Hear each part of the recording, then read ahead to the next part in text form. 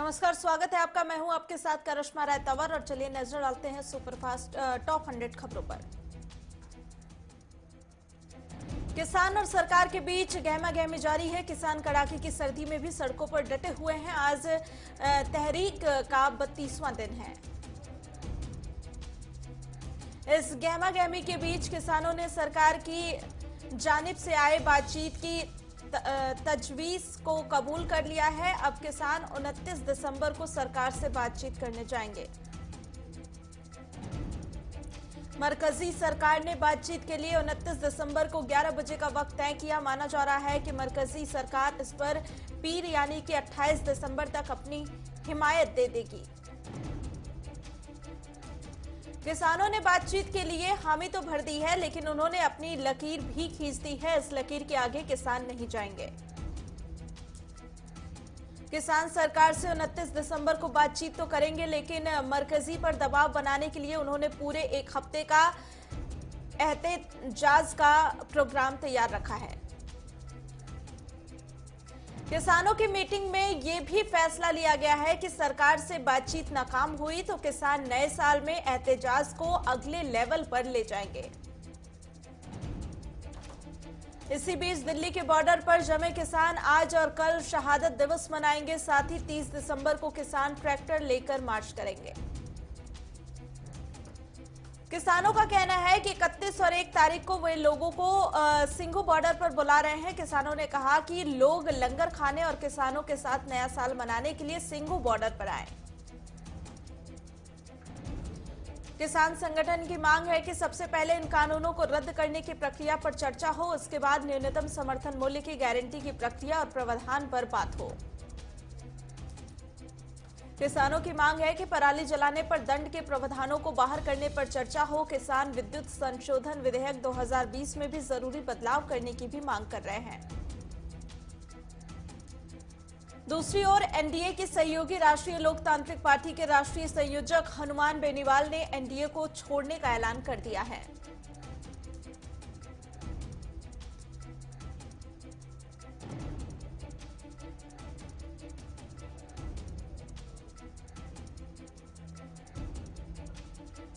भारतीय किसान यूनियन के नेता राकेश टिकैत को एक अज्ञात व्यक्ति ने जान से मारने की धमकी दी। पुलिस ने मुकदमा दर्ज कर मामले की जांच शुरू कर दी है।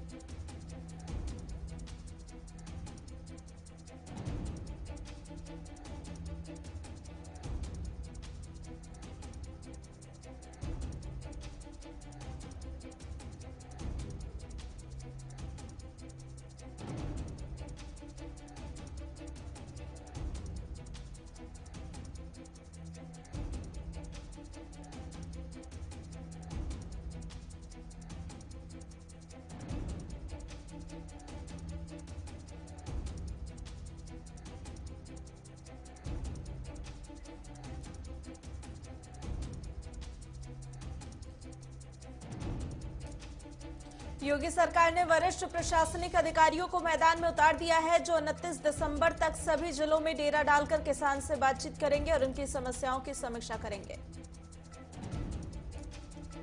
किसान आंदोलन के बीच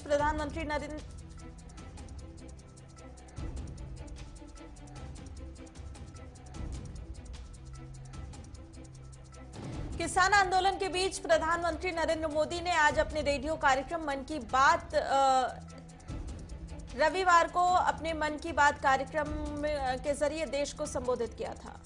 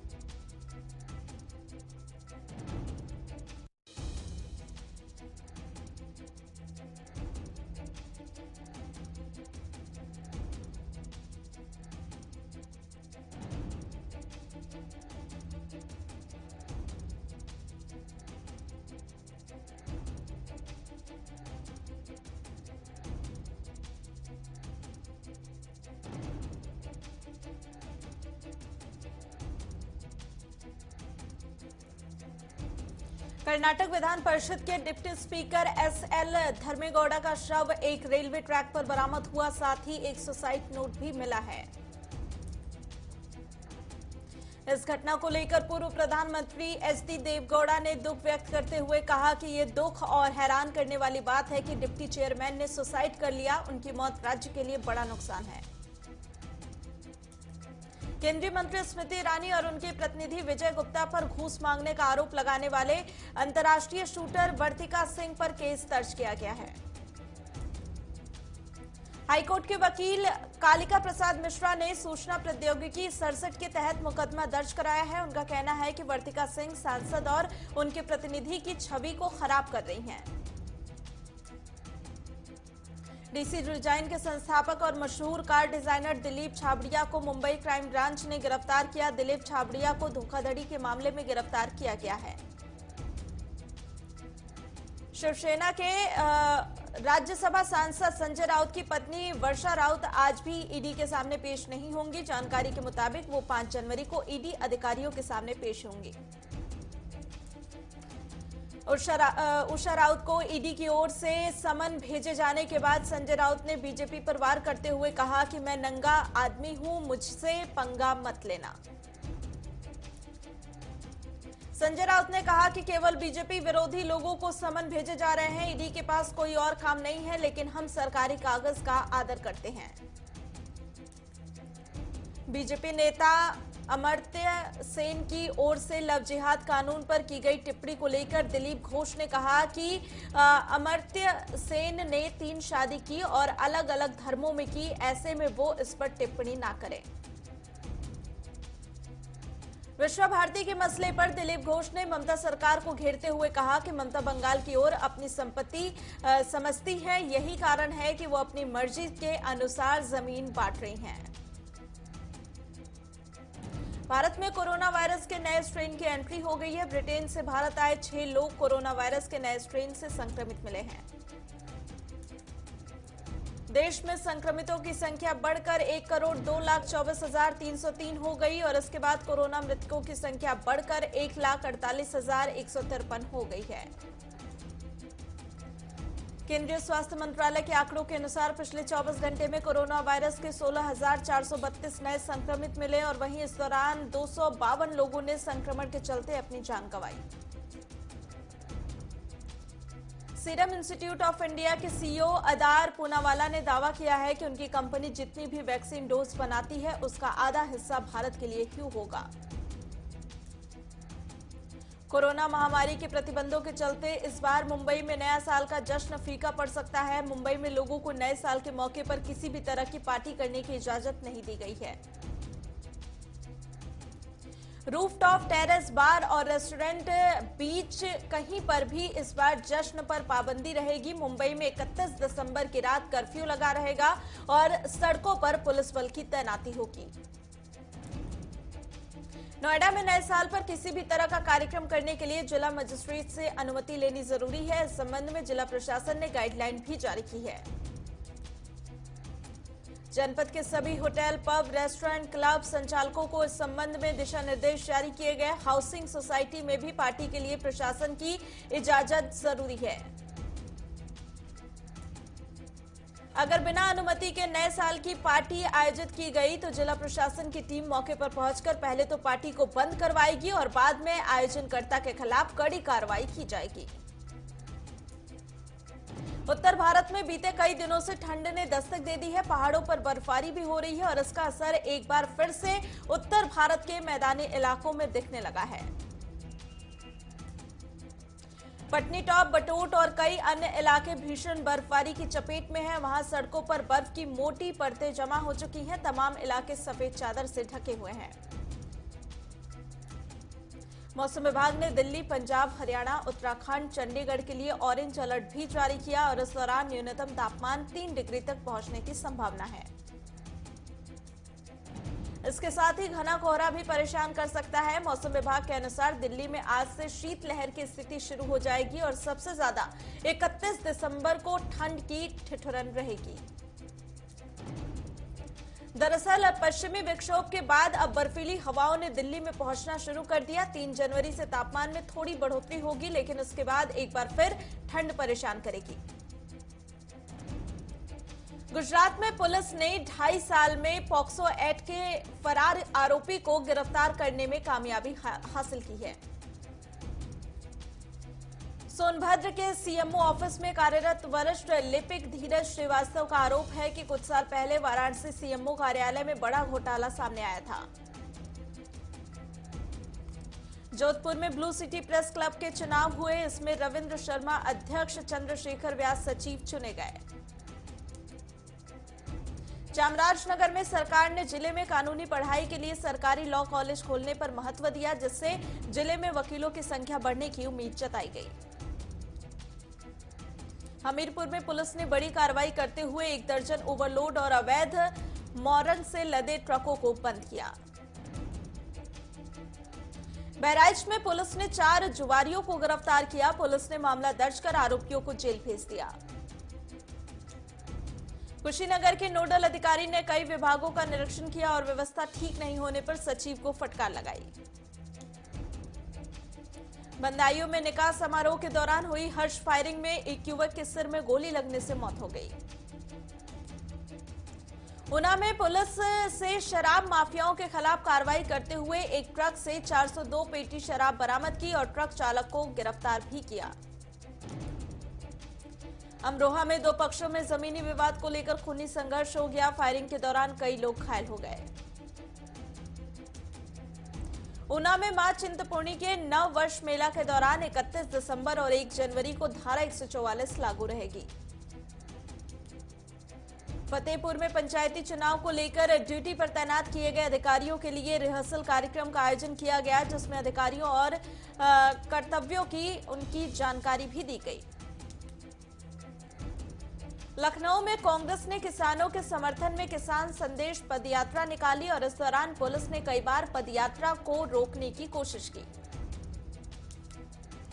शाहजहांपुर में बाल कल्याण समिति और चाइल्ड लाइन ने पुलिस की टीम के साथ बस स्टैंड पर भीख मांग रहे 7 बच्चों को रेस्क्यू किया। श्री मुक्तसर साहिब में नगर काउंसिल की तरफ से दुकान जबरन तोड़ने की कोशिश का मामला सामने आया है। आरोप है कि आखिर अधिकारी बिना किसी लिखित मंजूरी के दुकानें तोड़ने पहुंचे। रामपुर में नगर परिषद चुनाव के लिए नगर परिषद के 9 वार्डों के लिए 28 उम्मीदवारों ने नामांकन भरा, जिसमें 14 पुरुष और 14 महिलाएं शामिल हैं। फतेहपुर में पुलिस ने लूट और चोरी करने वाले गिरोह का पर्दाफाश किया। पुलिस ने मुठभेड़ के बाद गिरोह के 6 सदस्यों को गिरफ्तार किया। जमशेदपुर का जुबली पार्क कोरोना की वजह से 9 महीने से बंद पड़ा है, जिसकी वजह से लोगों में काफी नाराजगी है।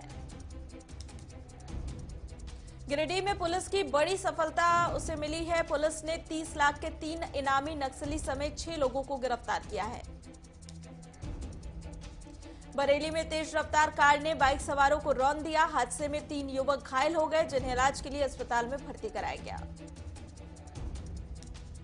चंडीगढ़ में कांग्रेस के 136वें स्थापना दिवस पर हरियाणा प्रदेश कांग्रेस कमेटी द्वारा कांग्रेस मुख्यालय में कार्यक्रम का आयोजन किया गया।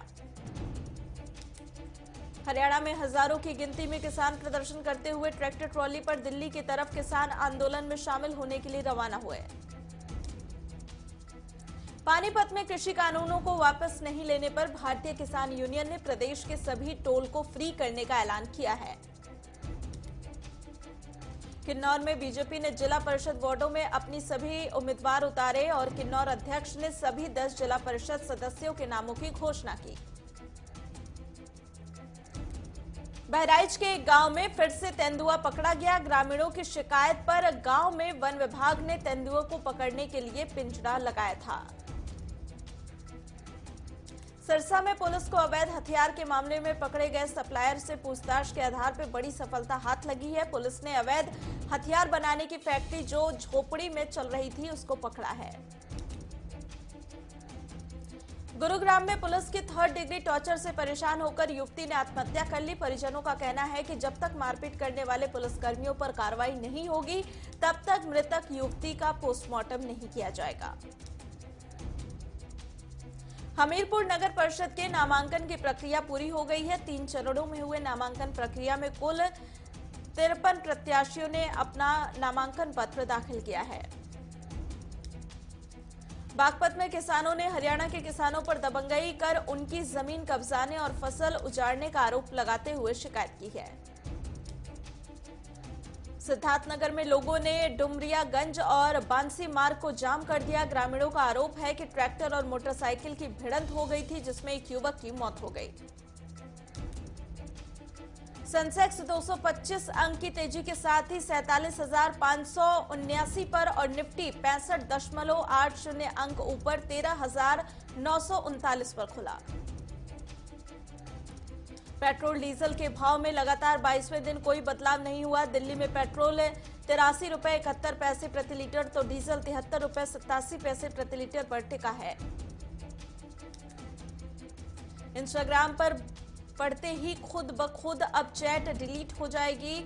वैनिश मोड ऑन होने पर यह सेंटर रिसीवर दोनों यूजर्स के लिए काम करेगा। केंद्रीय मंत्री नितिन गडकरी ने कहा कि एलन मस्क की कंपनी टेस्ला अगले साल भारत में बिक्री केंद्र खोलेगी और मैन्युफैक्चरिंग यूनिट भी लगा सकती है। केंद्र सरकार ने प्याज की सभी किस्मों के निर्यात पर प्रतिबंध को 1 जनवरी से हटा दिया है। एसबीआई और पीएनबी के बैड लोन में तेज गिरावट आ गई है। इसमें बस लोन रिकवरी और राइट ऑफ बढ़ने का फायदा होगा। 2020 में कंपनी के मोबाइल फोन का शिपमेंट 30 करोड़ से कम रहा है। ये 9 साल में पहली बार सबसे कम है। चीन सरकार के एंटी ट्रस्ट स्क्रूटनी से टेक कंपनियों के शेयरों में भारी गिरावट आई है, जिससे चीन की सरकार अलीबाबा और वीचैट के दबदबे को लेकर चिंतित है। सनरूफ से लैस सबसे किफायती कार रेनो किगर हो सकती है। इसका प्रोडक्शन वर्जन 2021 की शुरुआत में डीलरशिप पहुंचेगा। बिना यूएएन नंबर के लिए पीएफ खाते का बैलेंस चेक किया जा सकता है। इतना ही नहीं, आप यूएएन नंबर के बिना पीएफ खाते से पैसे भी निकाल सकते हैं।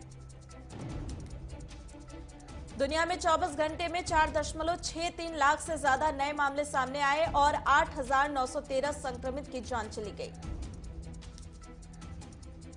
विश्व में संक्रमितों का आंकड़ा 8 करोड़ 16 लाख के पार पहुंच गया है, जबकि 17,80,000 से ज्यादा लोगों की मौत हो गई। डब्ल्यूएचओ ने कोरोना संबंधित गलत सूचना पर रोक लगाने के लिए कोविड-19 ऐप लॉन्च किया। दक्षिण अफ्रीका ने कोरोना के नए स्ट्रेन के मद्देनजर अल्कोहल की बिक्री पर प्रतिबंध लगा दिया है। फिलीपींस के राष्ट्रपति ने अमेरिका को धमकी दी है कि अगर कोरोना वैक्सीन नहीं दी तो वह सैन्य समझौता रद्द कर देंगे।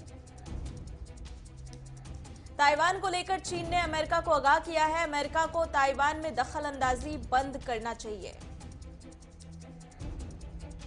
पीपीपी के अध्यक्ष बिलावत भुट्टो जरदारी ने चेतावनी देते हुए कहा कि अगर 31 जनवरी तक इमरान खान पद नहीं छोड़ते हैं तो पीडीएम इस्लामाबाद की तरफ कूच करेगा। अमेरिका के नवनिर्वाचित राष्ट्रपति जो बाइडेन ने ट्रंप प्रशासन पर प्रमुख सुरक्षा विभागों के हस्तांतरण में बाधा खड़ी करने का आरोप लगाया है। अमेरिका चीन संबंधों पर जो बाइडेन ने कहा कि बीजिंग का सामना करने के लिए समान विचारधारा वाले देशों के गठबंधन का निर्माण करने की आवश्यकता है। हिजबुल्लाह नेता हसन नसरल्लाह ने इजरायल को धमकी दी है कि वह अब उसकी जमीन पर कहीं भी हमला करने में सक्षम हो गया है। एक्टर सुनील शेट्टी ने अपने बेटे आहान शेट्टी के बर्थडे पर थ्रोबैक तस्वीरें शेयर की है। सुनील ने बेटे को जन्मदिन की बधाई देते हुए प्यारा सा नोट भी लिखा। रणवीर सिंह ने अपनी अपकमिंग फिल्म सर्कस के सेट से रोहित शेट्टी के साथ एक तस्वीर शेयर की, जिससे रणवीर मस्ती करते हुए इस तस्वीर में दिखाई दे रहे हैं। बिग बॉस में राखी सावंत खुद को एमबीबीएस डॉक्टर बता रही हैं और लोगों को बीमारियों से बचने के लिए अपनी सलाह दे रही हैं, जिससे अली गोनी और राहुल वैद्य उनसे काफी परेशान हैं। अमिताभ बच्चन ने बिना क्रेडिट दिए एक तस्वीर के साथ कविता ट्वीट की है, जिस पर लेखिका की शिकायत के बाद महानायक ने माफी मांगी है। मोहसिन शिवांगी का वीडियो जमकर वायरल हो रहा है, जिसमें दोनों फिल्में लक्ष्मी के गाने बुर्ज खलीफा में डांस करते हुए नजर आ रहे हैं। दूसरे टेस्ट मैच में टीम इंडिया ने ऑस्ट्रेलिया को 8 विकेट से हराकर सीरीज में 1-1 से बराबरी कर ली है। बॉक्सिंग डे टेस्ट मैच में रविचंद्रन अश्विन ने इतिहास रच दिया। अश्विन टेस्ट क्रिकेट में बाएं हाथ के बल्लेबाजों के सबसे ज्यादा विकेट लेने वाले गेंदबाज की लिस्ट में टॉप पर पहुंच गए हैं। सुनील गावस्कर ने कहा कि बॉक्सिंग डे टेस्ट में अजिंक्य रहाणे का शतक देश के क्रिकेट इतिहास की सबसे महत्वपूर्ण पारियों में गिना जाएगा।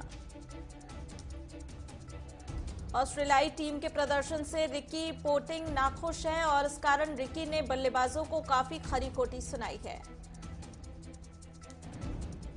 आईसीसी ने ऑस्ट्रेलिया महिला क्रिकेटर टीम की ऑलराउंडर एलिस पेरी को इस दशक की सर्वश्रेष्ठ महिला क्रिकेटर, सर्वश्रेष्ठ वनडे क्रिकेटर और सर्वश्रेष्ठ टी20 क्रिकेटर चुना है।